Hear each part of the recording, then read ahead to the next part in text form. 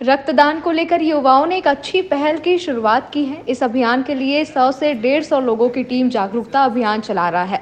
Helping hands Chhattisgarh के संस्थापक शाश्वत पांडे का कहना है कि हेल्पिंग हैंड्स छत्तीसगढ़ के द्वारा रक्तदान को लेकर छत्तीसगढ़ की साइकिल यात्रा की शुरुआत की है। इस यात्रा का उद्देश्य रक्तदान के प्रति जागरूकता लाना है। हमारे संगठन का लक्ष्य हर व्यक्ति तक पहुंचकर उन्हें रक्तदान के महत्व के बारे में जानकारी देना है, ताकि समय पर जरूरतमंद को जीवन दान मिल सके।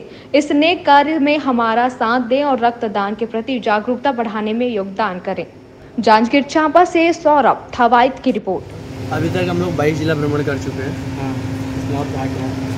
हम लोग रक्तदाता जागरूकता अभियान को लेकर निकले हैं। हम लोग कोरबा से अपनी यात्रा शुरू किए थे, जिसमें हमारा उद्देश्य अधिक से अधिक लोग को रक्तदान के प्रति जागरूक करना।